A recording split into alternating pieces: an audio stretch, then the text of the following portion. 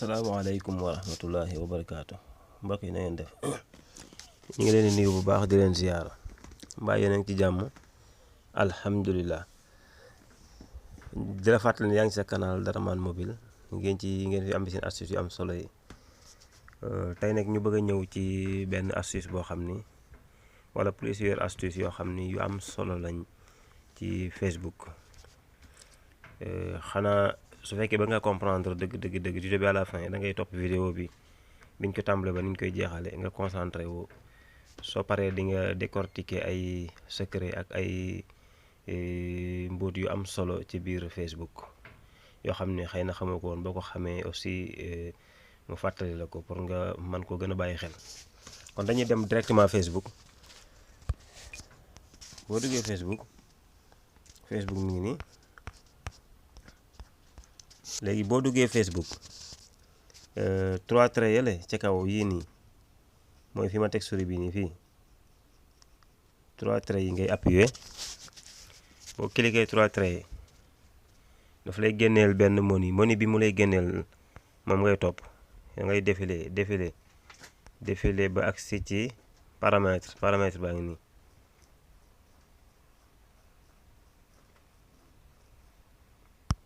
bu appuyé ci paramètre bi tey dafa am nañu soxla lu am solo loo xam ni maanaam xam nga compte Facebook dafa bëri ñoo xam dañ leen di pirate am na ñoo xam dañ leen di pirate ba pare dugg ci compte bi ba pare supprimer leen malheureusement amoon naa ci benn waay boo xam ni moom ma ko doon expliquer pour bëggoon ma defal ko ci ay kii mais malheureusement parce que waa ji dafa dugg ci compte bi ba pare supprimer ko encore effacer li mu defoon moom mel ni ko créé waat beneen compte bu bees nga xam ni moom amatu fa dara amatul accès ci compte am waaye su fekkee nag dañ laa pirate ba pare waa ji supprimer yaa ngi ci biir ba pare gis nga ni am na beneen appareil bu connecté wu ci sa téléphone ci sa compte Facebook nga xam ne mi ngi publier ay mbiram yow yaa ngi dugg waaye moom tam mi ngi dugg ok léegi foofu lañ bëgg a jëm tey nga xam ni kooku noonu ni nga koy supprimer ci sa compte te du am benn jafe-jafe foofu la ñuy jëm loolu boo ko bëggee yomb na da ngay ñëw Facebook boo duggee paramètre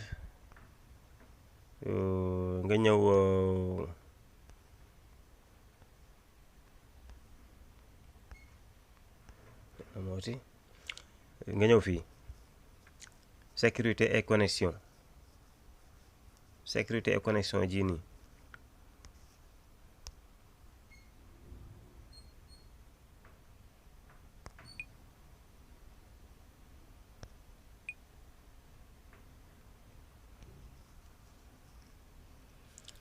sécurité et connexion mi ngi nii lu am solo la léegi nañ fi dugg xool ba xam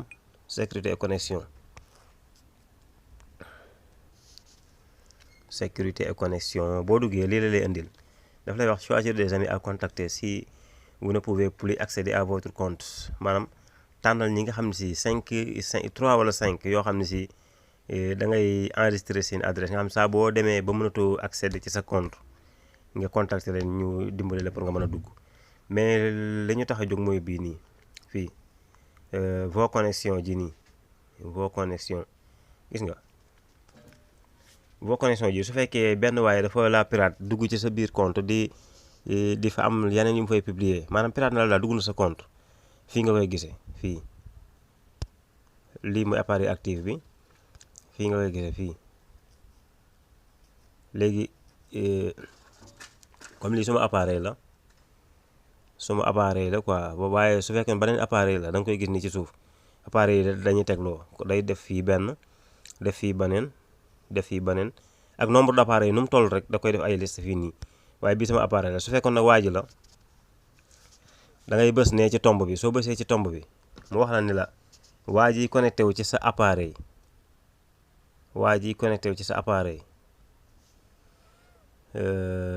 compte ma ngi nii maanaam téléphone am mi ngi nii su la neexee nga dindi ko boo gis nga li muy wax ci kaw nii su fekkee du yow mën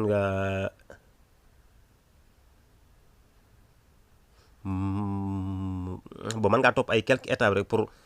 nga gën a protéger sa compte léegi nooy def mooy su fekkee xam nga ne du yow te appareil waa ji moo nekk nii moom ngay gis nii fi ngay ñëw déconnecté ji ngay ñëw boo dikkee boo ko déconnecté mu déconnecté wu lii nii dafa lay won ne la kii moom du yow appareil bi ngay gis nii mbaa du yow soo ne ko déedéet nga ñëw fii déconnecté ji boo bësee déconnecté ji waa ji moom day supprimer wu ci compte bi dootu fa nekk. léegi boo ko supprimer ba pare nag su fekkee defoo woon facteur de développement sécurité en deux facteurs nga def boobu noonu parce que boobu moo lay permettre kenn dootu la mën a pirate.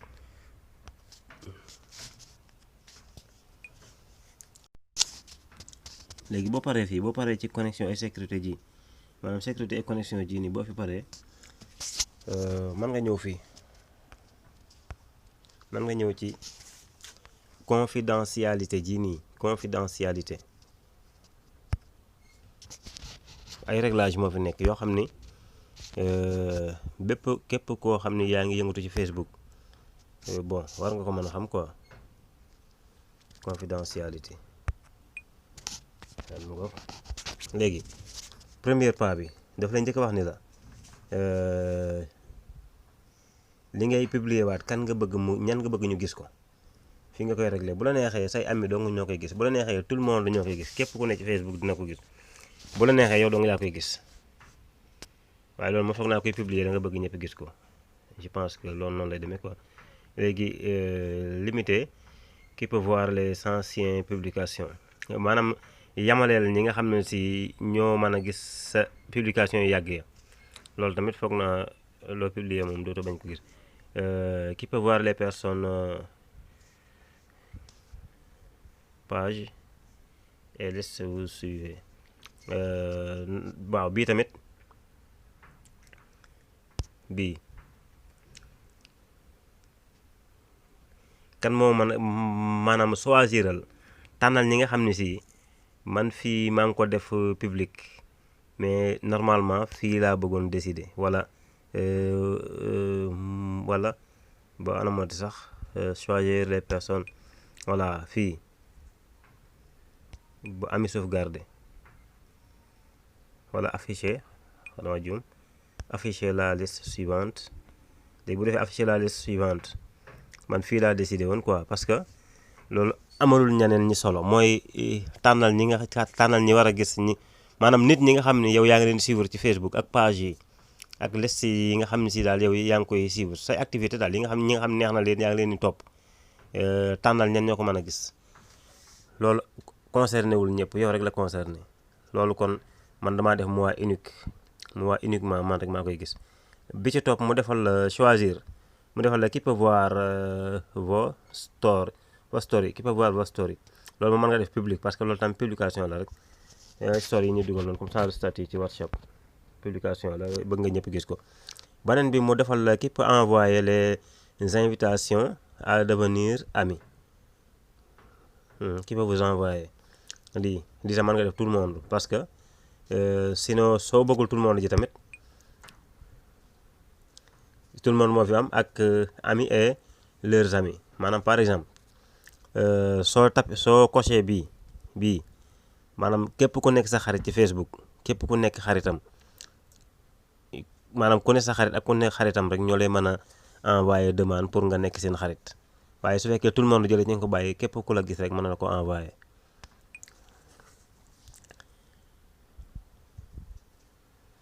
fii nii mu ne qui peut voir votre liste d'amis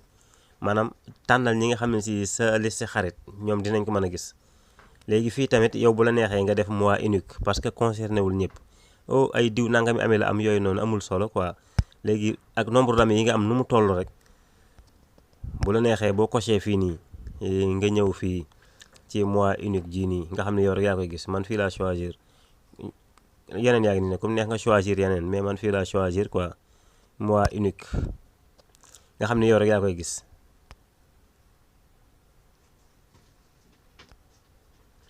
beneen bi ci topp nii mu defal la tànnal ci Facebook ñan ñoo la mën a dimbali ci sa adresse saa boo xamee si perdre nga ko.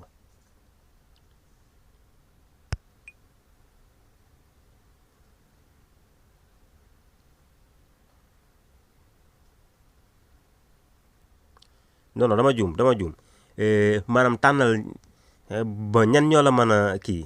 pardon maa ngi jégalu bu baax a baax dani ñan ñoo la mën a tànnal ñi la mën a gis ci Facebook maanaam te sukkandiku ci sa adresse bi nga ci dugal tànnal ñan ñoo ko mën a gis am ci accès ba mën a sukkandiku ci loolu ba gis la ci Facebook. voilà loolu la wax quoi léegi man dama choisir mois unique parce que adresse bokk na ci adresse ak numéro téléphone ak yooyu noonu bokk na ci affiché ko ñëpp di ko gis bokk na ci li nit ñi di piratekat yi di sukkandiku ba pirate nit yombu leen. léegi fii yëpp yow tamit da nga koy da nga koy masqué léegi da ngay def fii mois unique.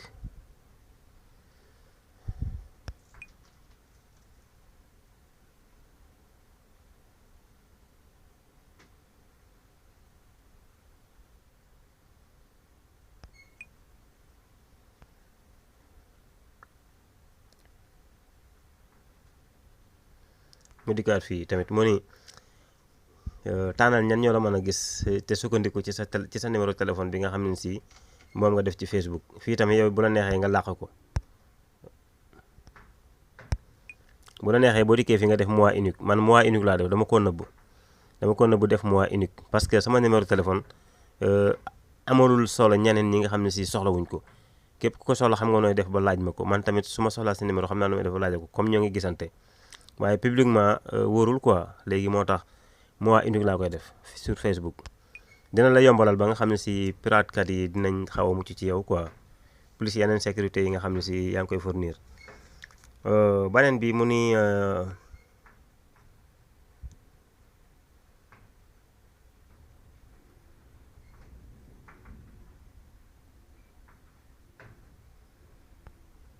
waaw bi visualisation maanaam nekk ko neex a feeñ sa compte daal nga xam ne fu ko saa wuñ recherché rek mën na am chance nga feeñ ci nga gis ko daal bon sa profil bañ a nëbbatu loolu lay wax fii mais loolu xam naa ni dina ñëw ci bi ci tege nii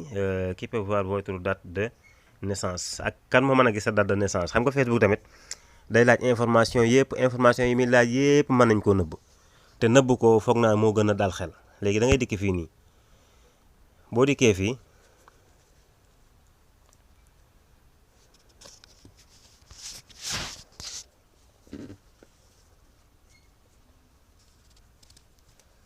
voilà nga ni sama numéro téléphone bëgguma kenn gis ko ku dul man léegi ñu ngi def boo ko coché foofu noonu mois unique yow rek yaa koy gis ak sa date de naissance gis nga qui peut voir votre année de naissance gis nga qui peut voir votre année de naissance bii tamit même chose mois unique gis nga ko mi ngi noonu ci suuf mois unique boo duggee mois unique ngay def bii tamit mu ni qui peut voir vos données kan moo mën a gis say coordonnées nga ni mois unique.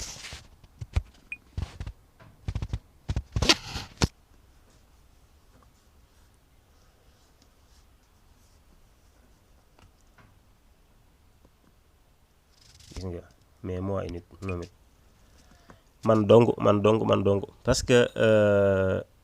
encore une fois rek Facebook la muy laaj ay information complète lay laaj waaye bu la ko laajee ba pare nag yow yaa duggaat ci paramètre bi nga masqué ko ba nga xam ni kenn dootu am accès ci xam yow sa adresse sa numéro téléphone foo dëkk sa coordonnée loolu noonu su la neexee kenn dootu ko xam ci sa compte Facebook te am na solo quoi parce que gars yi comme ni ma ko waxee léegi rek gars yu bëri dañ ciy sukkandiku pour di dóor nit ñi waaye fii nii boo fi jaaree foog na ba defar yi yëpp sa compte kenn dootu ci am accès pour di fa xam dara lépp lu fa nit xam rek yow yaa tax mu xam ko fa.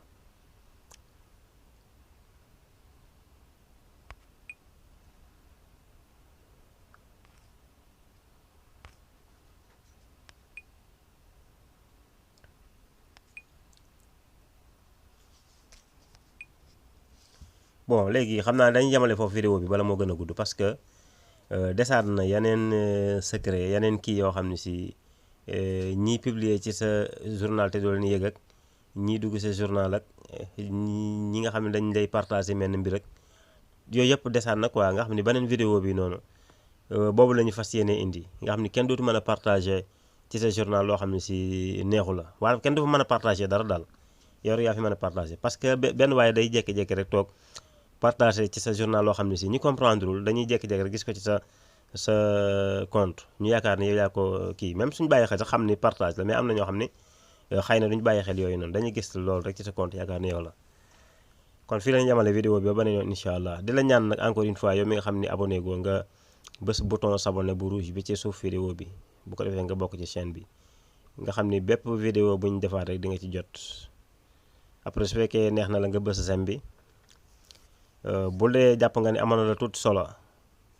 nga partagé ko ci bépp réseaux sociaux yëpp en même temps ngeen def ay commentaires ca suuf nag parce que commentaires yi dina sawarloo aji liggéey ji quoi. ñu ngi leen di jaajëfal bu baax a baax ci topp ngeen di topp vidéo yi